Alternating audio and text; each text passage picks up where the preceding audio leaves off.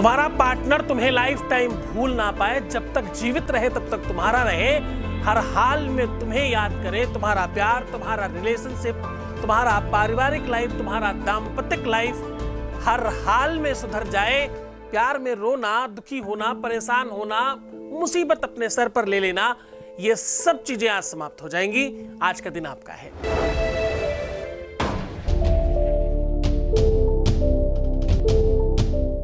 नमस्कार, मैं हूं आचार्य सतीश अवस्थी। आपका बहुत स्वागत करता हूं लव विद एस्ट्रोलॉजी में। लव विद एस्ट्रोलॉजी आपके अपने जीवन को श्रेष्ठतम व्यवस्थाओं से ओत पोत कर आपको पूरी तरह से सहज जीवन जीने का एक रास्ता प्रदान करने की एक व्यवस्था है। यहां पर आपकी पारिवारिक लाइफ, दाम्पत्य life, relationship life, love life और आपकी पर्सनल लाइफ को पूरी तरह से रिपेयर किया जाता है। यूं कह सकते हो कि जोड़ियां आसमान में बनती, उनका repairing centre love with astrology है। यहां पर गीता, वेद, पुराण, शास्त्र, उपनिषदों का सार आपके सामने परोसा जाता है। सक्सेस रेट 95% है। पिछले कई महीनों में यहां इस यात्रा को बड़े रूप में खड़ा किया गया है।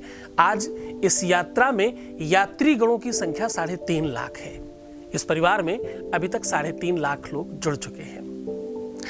इस यात्रा को करते करते पिछले 20 साल हो गए और 20 सालों में सब मिलाकर 20 लाख लोग धन्यवाद कर चुके हैं। इस यात्रा को निरंतर जारी रखा गया है। यहां पर शादी के पहले और शादी के बाद की हर समस्या का समाधान किया जाता है। हर व्यक्ति की समस्या अलग है, हर व्यक्ति का कष्ट अलग है, हर व्यक्ति की पीड़ा अलग है। उसके लिए ये डायरेक्ट नंबर आपके स्क्रीन पर फ्लैश हो रहा है। इस पर आप बात करके अपनी डिटेल दे करके अपनी पूरी जानकारी प्राप्त कर सकते हैं। जानकारी लेना पूरी तरह से मुफ्त है। इस पर आप बात करेंगे, हमारे विशेषज्ञ हमसे समझकर आपको आपके बारे में बताएंगे। आपका प्यार अगर सच्चा है, आपका अगर रिलेशनशिप सच्चा है, अगर आपका दाम्पत्य लाइफ में आप सच्चे हो, आपकी मैरिटल लाइफ में अगर आप सही हो, तो आपकी जीत निश्चित है।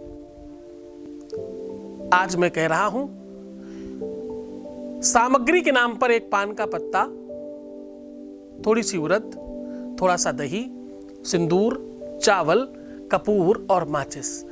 सिर्फ इतनी सी सामग्री से जब तक वो जीवित रहेगा तुम्हें भूल नहीं पाएगा।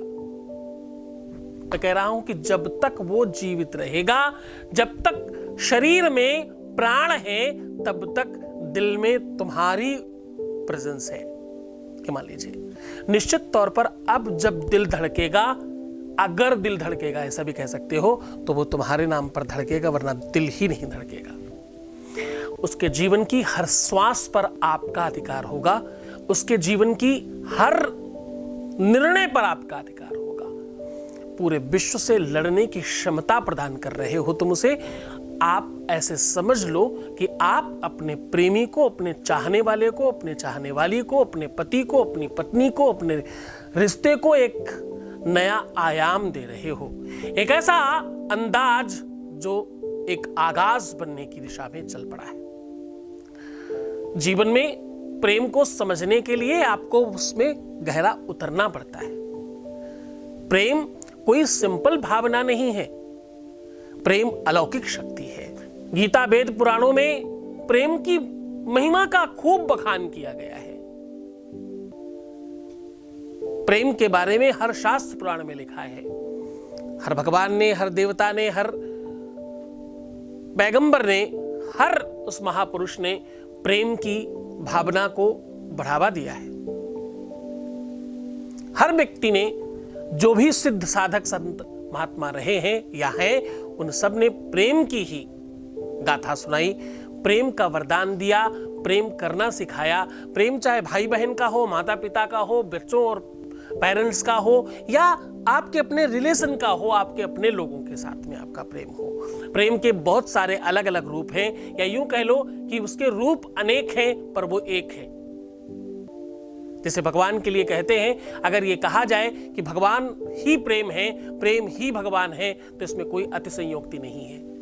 तेरे नाम अनेक, तू एक ही है, ऐसा कह सकते हो आप। क्योंकि सत्यमृतम सत्य परम त्रिसत्यम सत्यस्य योनिं निहते च सत्ये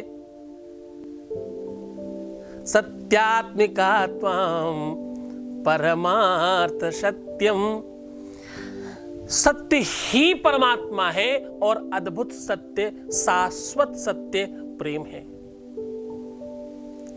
प्रेम ही सत्य है, सत्य भगवान है, भगवान प्रेम है। जिसको तुम प्रेम करते हो वो ईश्वर से कम तो नहीं है।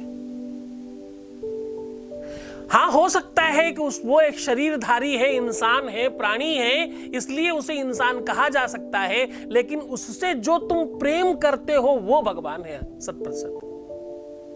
ये शाश्वत सत्य है। आप खाना आज बनाओ, कल बासी हो जाएगा। कोई भी वस्तु आज लाओ, कल पुरानी हो जाएगी, लेकिन प्रेम की भावना सदैव ताजी रहती है। यह शाश्वत सत्य है। चूंकि धर्मो न दूसर सत्य समाना आगम निगमो पुरानो बखाना। क्या कह रहा हूं मैं? कह रहा हूं सत्य न दूसर धर्मो न दूसर सत्य समाना। और कौन कहता है? हम नहीं कह रहे हैं, ये कहते हैं कि आगमो निगमो पुराण बखाना। धर्म वही है जिसमें सत्य है। जीते जी नहीं, मरते समय भी यही कहते हैं, राम नाम सत्य है, सत्य ही सब कुछ है। और सत्य शाश्वत प्रेम है। प्रेम का दूसरा नाम अमलया भक्ति है, प्रेम का दूसरा नाम अमलया सत्य है।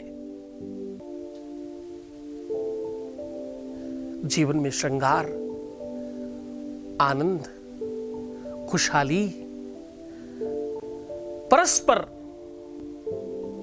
एक दूसरे का रखरखाव करने की भावना प्रेम से आती है। जब तुम किसी को प्रेम करते हो, किसी भावना से ही सही, तुम किसी को भाई बहन मानकर भी जब प्रेम करते हो, दोस्त मानकर जब प्रेम करते हो, तो उसके प्रति तुम्हारा कंसर्न बढ़ जाता है।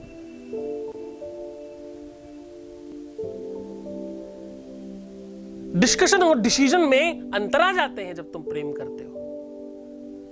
प्रेम एक भावना नहीं है, प्रेम एक संचेतना है, जिसके जागने के बाद तुम शाश्वत हो जाते हो।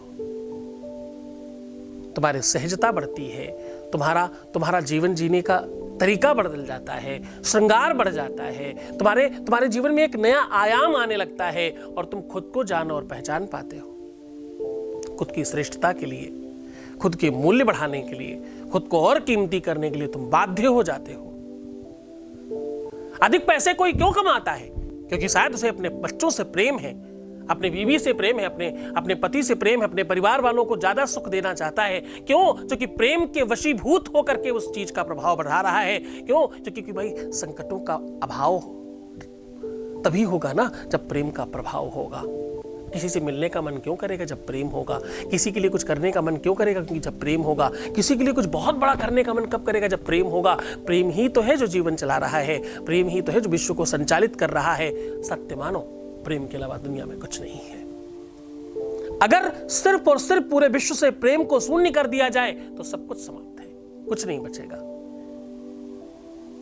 एक दूसरे से नफरत सब कुछ विध्वंसक करती है, एक दूसरे से प्रेम सबको एक करता है।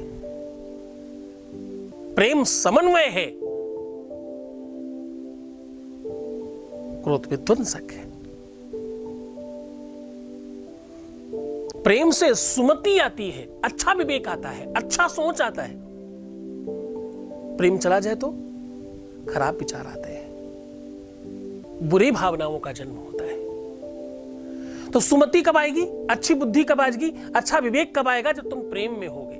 डिप्रेशन में होगे तब नहीं, जब तुम परेशान होगे तब नहीं, जब तुम दुखी होगे तब नहीं, जब तुम क्रोधित होगे तब नहीं, जब तुम बहुत अतिशय ज्यादा अस्त व्यस्त होगे तब नहीं, जब तुम प्रेम में होगे, आनंदित होगे, तब तुम्हारी सुमति काम करेगी।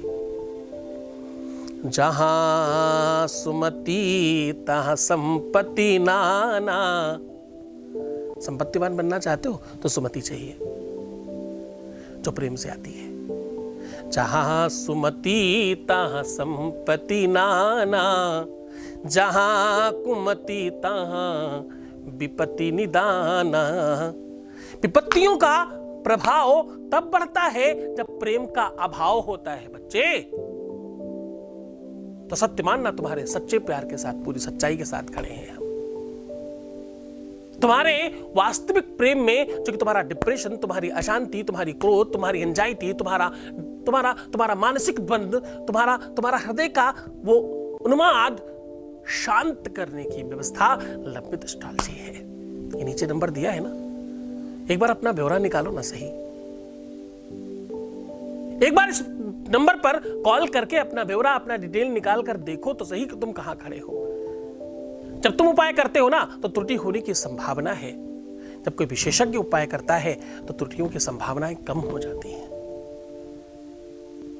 सीधा तुम्हें उपाय को लेकर के चलते हैं, उससे पहले ले लेते हैं एक छोटा सा voice message. Voice message please. प्रणाम गुरुजी। यस। आपकी कृपा से मेरा काम हो गया है और मैं आशा करती हूँ कि मेरा बाकी का काम भी हो जाएगा। मुझे पूरा विश्वास है गुरुजी, जिस तरह से मेरा काम हुआ है वैसे ही बाकी सबका भी हो जाए। मैं आपको बहुत बहुत बहुत थैंक यू करना चाहती हूँ, क्योंकि जब मैं आपके पास आई थी उस टाइम मैं बहुत दुखी थी। वो मेरे से बिल्कुल भी बात नहीं कर रहे थे और शादी के वादे से भी मुकर रहे थे। अब उन्होंने मुझसे बात करना शुरू कर दिया है। बहुत धन्यवाद, बहुत आशीर्वाद, बहुत साधुवाद, बहुत बहुत प्रसन्नता मिले आपको। आपका जीवन सुखमय हो, प्रसन्नता मिले, आपके जीवन में प्रेम आए, आपका हर मनोरथ सिद्ध हो, ऐसी शुभकामनाएं करता हूं। अब आपको सीधा उपाय की ओर लेकर के चल रहा हूं। उपाय ध्यान रहे, फलीभूत तब होते हैं जब गुरु का आदेश हो। उपाय तब फलीभूत होते हैं जब तुम श्रद्धा से करते हो। उपाय तब फलीभूत होते हैं जब उपाय को समझ के करते हो, जान कर करते हो, उसकी त्रुटियां ना होने पाए तुमसे, तुम पूरे नियम कानून पद्धति को अच्छे से कर पाओ। और सबसे बड़ी बात है, तुम्हारा कनेक्शन उस व्यक्ति के साथ होना चाहिए जो तुम्हें उपाय बता रहा है। जो कि गुरु और शिष्य ट्रांसफार्मर और स्विच बोर्ड है। जब तक आपस में कनेक्ट नहीं होंगे तब तक लाइट नहीं जलती। गुरु के बिना भगवान भी आपकी मदद नहीं करता। एक माध्यम चाहिए आपको, एक सूत्रधार चाहिए आपको, एक सूत्रपात करने वाली की व्यवस्था चाहिए आपको। उसके बगैर आपके काम होने की संभावनाएं कमजोर रहती हैं। पूरी श्रद्धा और विश्वास के साथ करना। ये उपाय आपको पूरी तरह से साझा कर रहा हूं। वेद और पुराण और शास्त्रों का ज्ञान आपके सामने परोस रहा हूं। मैं कह रहा हूं कि आज आपको थोड़ा दही चाहिए। एक छोटे से पात्र में दही रखिए, उसमें उड़द की दाल डालिए, थोड़े से चावल डालिए, बहुत थोड़ा सा सिंदूर डालिएगा। ये सारी की सारी सामग्री आपस में मिला लीजिए। एक पान के पत्ते पर इस सामग्री के 3 ढेर लगा दीजिए। आगे उसकी जो पान की चोंच होती वहां से शुरू करिएगा, पीछे तक रखते चले आइए।